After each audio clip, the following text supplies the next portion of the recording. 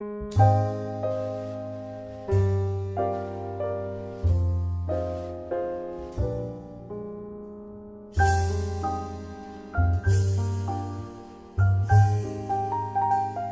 processo da interiorização, e nós temos buscado várias das nossas estruturas, tanto as estruturas dos prédios, como algumas carências de equipamentos, nós temos conseguido vencer, como tem essa falta de recursos, com parcerias com o Ministério Público, com o Judiciário, com as prefeituras, com as universidades. Então, até prédios nós estamos conseguindo, estruturas melhores, os equipamentos, até a parte de capacitação. Então, muito dessa parceria e convênio com instituições. Os convênios muito com as prefeituras, por exemplo, geração de documentos, as prefeituras têm feito usando o nosso sistema e a gente faz toda a parte de comparação de digitais em Porto Alegre. Pode passar. Então, isso são ferramentas que nós temos utilizado, que aqui é a utilização do georreferenciamento, pode passar. Esse aqui é um exemplo, né, que nós estamos mapeando por mapas de calor, né, locais e quantidades de atendimento. Nós mapeamos todas as solicitações. Um exemplo para a gente fazer uma operação nesse conceito de força-tarefa. A gente vai numa localidade dessa, aquilo ali, quanto mais escuro, maior é a quantidade de solicitações, isso aqui no caso são veículos, né? Então, a gente fazer um deslocamento para uma região, em vez do perito deslocar, atende 2 carros, desloca, atende 4 carros, a gente manda 3, 4 peritos, desloca, atende 20, 30, 60 carros, para conseguir esse retorno de produtividade. Pode passar. Nós colocamos dentro do sistema o georreferenciamento dos locais de morte, pode passar. Então, aqui são os mapas de calor das regiões, como pode ficar bem caracterizado, a região da Restinga, ali Sarandi, Morro Santa Teresa, e também,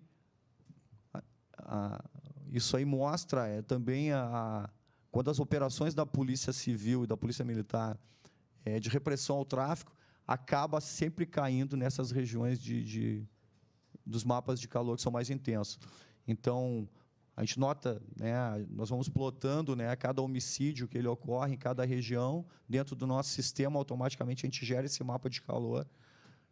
E até ali no caso da Restinga, pode passar, foi uma grande operação que a Polícia Civil fez, e não por coincidência, as outras 2 grandes operações da Polícia Civil e da Polícia Militar, ela caiu naqueles 3 regiões que são os maiores mapas de calor, onde está a maior quantidade do tráfico, está a maior quantidade de homicídios, e sucessivamente. Pode passar.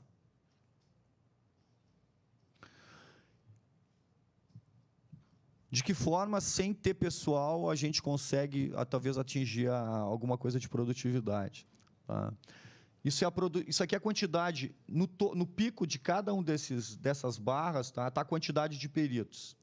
Na barra aqui embaixo estão os meses do ano. Tá? Começa em janeiro de 2015, a gente pode ver que tem uma produtividade maior em junho de 2015, lá em cima a quantidade de peritos. Isso aqui é o exemplo do Departamento de Criminalística. Aquela barra em vermelho que a gente conseguiu com horas extras.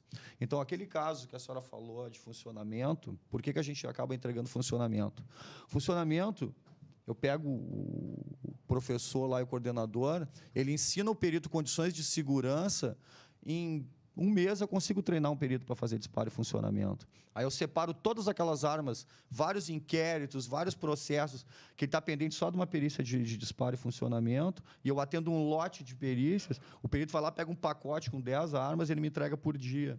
Então, a gente fez praticamente uma linha de produção para conseguir produtividade, com perícias de menor grau de complexidade, para conseguir dar vazão e conseguir aqueles índices ali de produtividade, isso ali é a quantidade de laudos emitidos. Então, em vermelho foram aqueles locais, aqueles laudos que a gente conseguiu emitir em hora extra. A gente criou um controle só para hora extra para saber o quanto a gente aumentava a produtividade. Tá? Então, como a gente pode ver, nos outros meses, aqui onde a gente não tem a hora extra, tá? A produtividade ela é mais ou menos a mesma, né? Então, tem meses ali que praticamente 50% do que a gente conseguiu produzir dentro do departamento, ele foi devido à hora extra, mas o que acontece? O perito de informática, ele produziu 2 laudos. O perito de balística de comparação, ele produziu 2 laudos. E o perito que entrou na sessão faz 1 mês fazendo armas, ele produziu 200 armas. Tá? Então, essa é a produtividade, mas isso podem ser 200 processos. Né? Então, já pensando e sempre na determinação do secretário, crimes contra a vida, que é a prioridade que nós temos atendido. O que a gente acabou fazendo com isso? Um grande número de aposentadorias, nós tínhamos 160 só no departamento de criminalística, em torno de 10%, 12, né, se aposentaram, nós estamos com 148. O que acaba acontecendo? Eu pego um perito de documentoscopia, que ele está 15 anos trabalhando em documentoscopia, e vou ter que botar ele para fazer local de morte, vou ter que fazer ele para fazer acidente de trânsito, vou ter que deslocar um perito que ele é especialista de uma área para atender e priorizar os crimes contra a vida e não os crimes contra o patrimônio. É isso que a gente acaba tendo que... Essas escolhas são bem difíceis, né, diretor? Mas é o que a gente tem tentado fazer até que a gente tenha ingresso de pessoal. Tá? Pode passar. Com certeza, o perito que ele dedicou a vida inteira dele pesquisando uma área, depois eu vou ter que chegar como diretor e remover ele, com pesar que eu faço isso, pode ter certeza. Isso aqui é um exemplo, tá, do passivo do estoque da perícia ao longo dos anos. Tá? Nesse gráfico, tem uma coisa que dá para caracterizar bastante aqui. Se nós olharmos essa linha aqui, ó, é o passivo de perícias dentro do departamento de criminalística. Desde 2004 até 2013, praticamente, ela oscilou em torno de 16, 17 mil. O que aconteceu em 2014 que deu aquele pico de 5 mil perícias? A última gestão deixou que o departamento de criminalística fosse fechado por falta de PPCI. Nós ficamos 1 ano sem atender as perícias, praticamente, do departamento de criminalística. Não foram atendidas as perícias de armas, atrasaram as perícias de local, os peritos foram socados em vários locais. E aí a gente, no início de 2015, já conseguiu baixar 1.000, agora com as aposentadorias e com essa carência de hora extra, isso aí vai começar a subir de novo. Até que a gente tenha ingresso de pessoal, só que agora já foi apontado horas extras, então a gente consegue... Mas esse passivo que nós temos é muito grande. Só o departamento de criminalística, a gente recebe 2.400 perícias mês.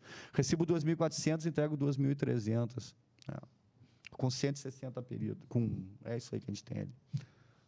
É que tem perícias que realmente elas são bem mais complexas. Né? Nós não conseguimos... quanto tempo vai levar uma perícia?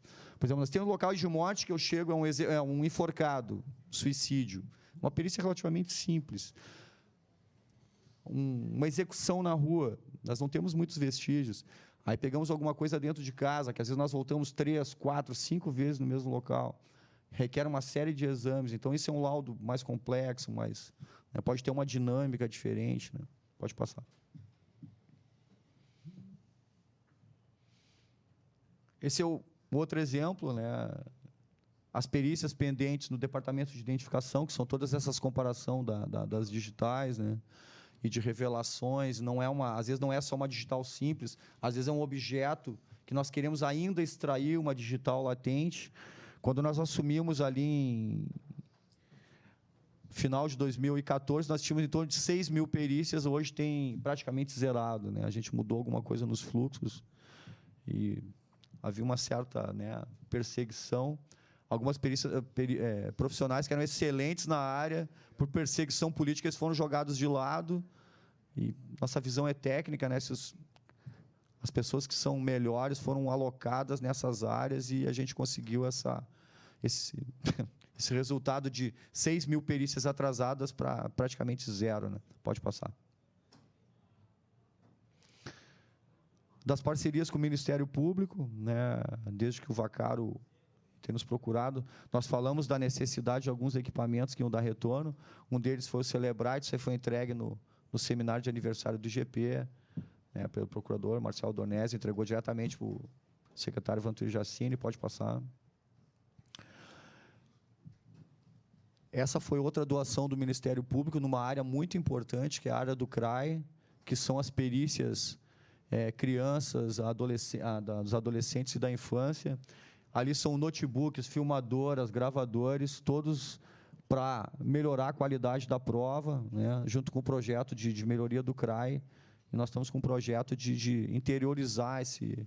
Nós tínhamos essa carência de equipamentos e, com a parceria com o Ministério Público, muito da briga, né, da promotora Denise, a gente conseguiu os equipamentos aí, que certamente vai melhorar muita coisa.